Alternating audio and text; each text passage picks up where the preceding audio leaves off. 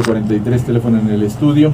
Y vamos a agradecer la presencia aquí con nosotros del licenciado Edgardo García Carrillo. Él es director del Centro Cultural del Bosque. Le damos la más cordial bienvenida, Gustavo.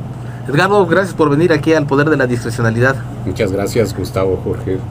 Muchas gracias por la invitación. Además tengo el gusto de conocer personalmente a Edgardo desde hace algo así como 20 años que trabajábamos juntos en el Instituto Mexicano de la Radio. Él era mi jefe allí en la subdirección de programas oficiales.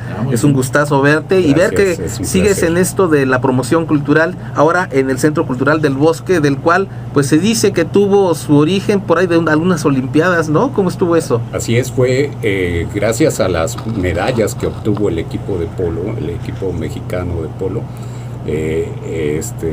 En 1954 empezó la construcción de lo que se iba a llamar el Coliseo Municipal, pero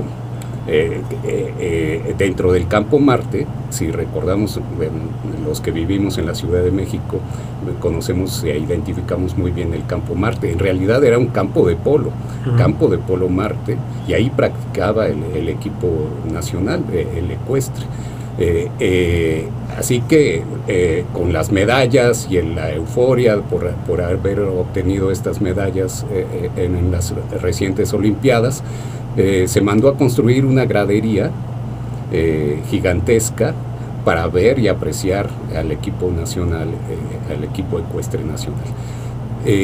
No se terminó el proyecto, no se terminó, es más, resultó tan grande la gradería que era difícil apreciar el polo y estaba como un poco mal orientada, en fin. Entonces se reasignó el proyecto, se mandó a hacer el Coliseo Municipal, que terminó siendo un auditorio municipal y con ello el origen del Auditorio Nacional, que es en realidad el origen del Centro Cultural del Bosque. Y en este proyecto participaron célebres arquitectos como Teodoro González de León y Abraham Zabludovsky. Ellos iniciaron, después fue Pedro Ramírez Vázquez el que le empezó a darle forma también a los demás teatros. Concretamente, bueno, por ejemplo, además cada teatro tiene su historia. El granero, pues era el granero para los caballos. Y se respetó la forma, se conservó la forma del granero. El equipo de arquitectos le fue dando, siguió esa forma de manera a crear un teatro que tiene muchas cualidades, que es muy apreciado, que da origen a esta unidad también. El Teatro El Granero pues tiene la gradería circular, bueno, es modular en realidad. Es un teatro que tiene el escenario al centro, entonces se aprecia muy bien y desde distintos ángulos las puestas en escena. Después vino el Teatro del Bosque. El Teatro del Bosque es el más grande de la unidad, que significó mucho también por ser el que le daba identidad a este conjunto. Ya con el Teatro del Bosque, en realidad fue tomando forma la unidad, entonces Unidad Artística y Cultural del Bosque. Hoy es el Teatro Julio Castillo. Sí, oye, y bueno, la Sala Javier Villaurrutia, en homenaje también a este célebre autor mexicano, ¿no? Así es una sala pequeña, es quizás como la más consentida por todos, porque significa mucho. Ahí la Escuela de Arte Teatral, los alumnos de la Escuela de Arte Teatral presentaban sus exámenes. Yo recuerdo, porque además he sido público asiduo a la unidad desde hace muchos años, iba a la Sala Villaurrutia y la entrada libre a ver los exámenes de los alumnos de la Escuela de Arte Teatral. Hoy es una sala que se utiliza también para muchas puestas en escena, algunas experimentales. Ha sido una sala muy identificada con el teatro experimental, pero en realidad uno encuentra ahí muy gratas sorpresas. No solo teatro experimental, hay teatro y compañías que lo usan, que la prefieren por la cercanía con el público. Y otro recinto es el Teatro Orientación, también muy importante. El Teatro Orientación surge también y se le da el nombre por un grupo, una compañía de teatro que así se llamaba justamente, Orientación, la compañía de teatro Orientación, y ese grupo se buscó y hizo una lucha por tener espacios. Finalmente el Teatro Orientación fue parte de su sede, digamos, muy ligado el Teatro Orientación también a la comunidad infantil, a los niños.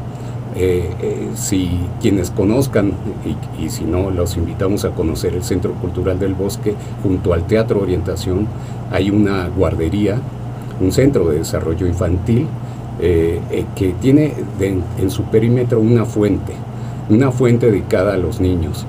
Y esa parte también tiene mucho que ver con el Instituto Nacional de Bellas Artes. Recordemos que la unidad es del Instituto Nacional de Bellas Artes, y en su origen el Teatro Orientación buscaba eso, un público infantil muy ligado por eso se creó esta escultura, pero además la guardería que está ahí en su momento fue destinada a los hijos de los trabajadores del Instituto Nacional de Bellas Artes. Estamos hablando entonces que este complejo es de los más antiguos, por decirlo de alguna manera, y más importantes, es decir, de la historia moderna nacional, el Centro Cultural del Bosque, con todos estos recintos desde el auditorio, que por cierto el auditorio pasó a formar parte de una administración diferente, ¿no? Pero todo lo demás se mantiene, ¿no? Así es un complejo de 6 teatros, una sala de usos múltiples, la sala CCB, una plaza al aire libre. También hay que mencionar el Teatro de la Danza, que, bueno, como lo dice, y se dan clases también allí, ¿verdad? Junto está la Escuela de Danza Folclórica. Esta unidad es la sede de la Compañía Nacional de Danza. Ahí sigue siendo un centro productor. No solo hablemos de los escenarios, sino de la producción teatral que ahí se realiza. Es una unidad con tanta historia y tan importante para las artes escénicas en México, que no se puede explicar el desarrollo de las artes escénicas sin esta unidad. Va muy ligada a la formación, a la educación artística, va ligada a procesos históricos en cada comunidad. La Escuela de Arte Teatral ahí funcionó hasta que se trasladó al Centro Nacional de las Artes.